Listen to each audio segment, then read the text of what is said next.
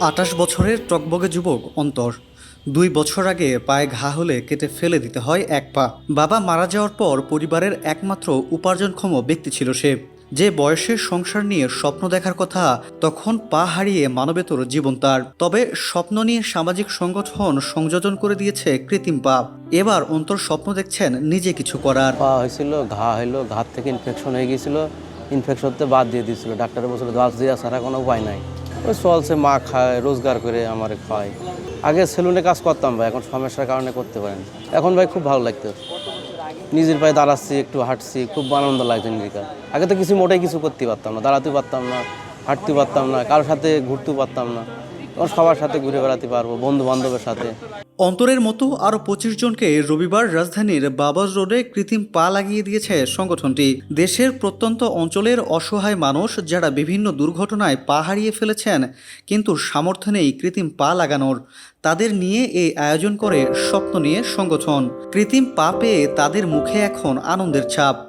কোনো রকম স্বাভাবিকভাবে চলতেছিলাম ক্র্যাশ দিয়া, তো এখন এই পাওয়াটা পাওয়ার পরে আলহামদুলিল্লাহ অনেক আনন্দ ফিল করছি, অনেক খুশি আমি। যাদের পা না থাকে তাদের সমস্যাগুলো বলে প্রকাশ করার মতো না। এটা যাদের নাই একমাত্র তারাই জানে। আর আশা করি আপনারাও জানেন, যাদের শরীরের একটা অংশ থাকে না, তারা ফ্যামিলি থেকেও বিতাড়িত থাকে।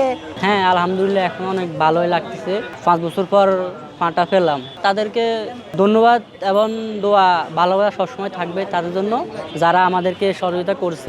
আসলে ওখানে পার মাপ দেন, মাপ দেওয়ার পরে আমাদের পাটা ইজি করেছে। এখন হান্নান ভাই আমাদেরকে পা দিচ্ছে, যে হান্নান ভাইয়ের জন্য এবং হান্নান ভাইয়ের পরিবারের জন্য, হান্নান ভাইয়ের সংগঠনের জন্য আমরা দোয়া কামনা করি।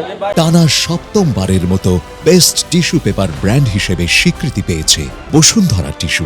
স্বপ্ন নিয়ে সংগঠন কৃত্রিম পা সংযোজন নিয়ে কাজ করছে গত 4 বছর ধরে।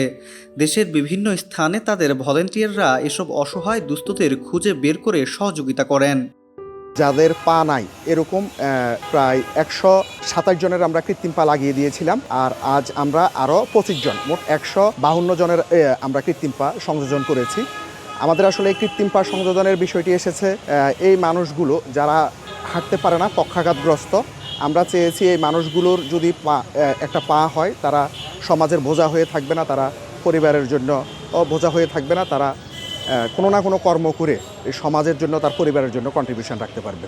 আমাদের পরিচিত জনরা বা যারা জানে যে আমরা আসলে কাজগুলা করি, তারাই আসলে আমাদেরকে তথ্যগুলো দেয়। তো আমাদের এখন দেশের বিভিন্ন স্থানে আমাদের ভলেন্টিয়ার আছে।